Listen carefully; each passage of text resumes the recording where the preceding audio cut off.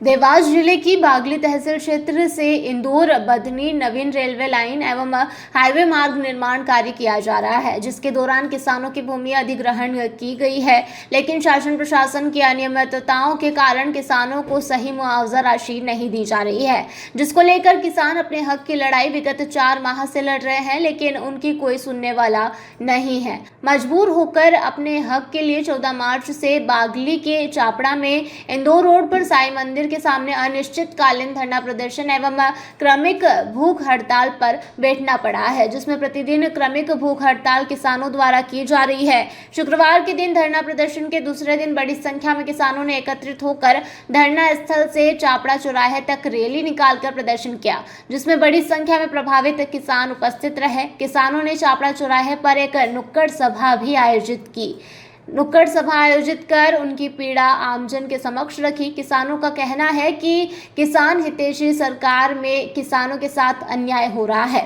इस दौरान एक विधवा महिला ने भी अपनी पीड़ा सुनाई। अपनी पीड़ा सुनाते हुए उसकी आंखों में आंसू आ गए। जब तक किसानों की मांग नहीं सुनी जाएगी, तब तक अनिश्चितकालीन धरना प्रदर्शन जारी रहेगा। हम लगातार 4 महीनों से आंदोलन कर रहे हैं। पक्षी और विपक्ष के सभी नेताओं के पास में हम गए हैं, परंतु शायद अन्नदाताओं से उनको मतलब नहीं है। परंतु हम इस आंदोलन को इतना फैला देंगे। अभी हमारा 1 महीने से बिजवाड़ चौराहे पर प्रदर्शन चल रहा है। अब हमने कल से यहाँ पर चापड़ा पर चालू किया है।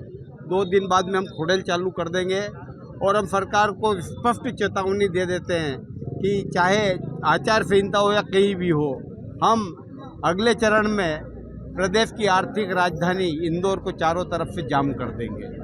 किसी भी स्थिति में किसानों के साथ में सरकार को न्याय करना पड़ेगा।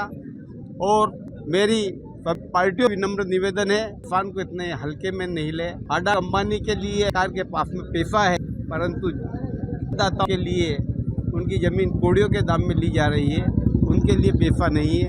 बहुत से किसान बिल्कुल बर्बाद हो गए हैं, जिनकी भी ज़मीन इस योजना में चली गई। ये हमारे बीच में जैसे बुआ जी मात्र ग्रामीण क्षेत्र बहुत कम निकलती, तो ये भी अपनी ज़मीन बचा ली। हम रेल माध्यम से संदेश ये देना चाहते हैं कि जनप्रतिनिधि किसानों की भावनाओं को समझे, अन्नदाता भावनाओं को समझे। 80% की आबादी हिंदुस्तान में किसानों की, सिर्फ किसानों के हाथ में ही इतना क्यों किया जाए। उद्योगपतियों और व्यापारियों का करोड़ों अरबों रुपये का कर्ज माता रहा है, और ये घरानों के कर्ज लेने के बाद के यहाँ वसूली की जाती। परंतु जमीन जो 2-2 करोड़ रुपए की हैं, मात्र 10 से 20 रुपये बीघे में कार ले, यह कहाँ का न्याय है। कौन पाड़े हमारे खेत चले जाए तो कम जहाँ और चाहिए अभी। हाँ, बागली तहसील से रवि पाटीदार की यह रिपोर्ट।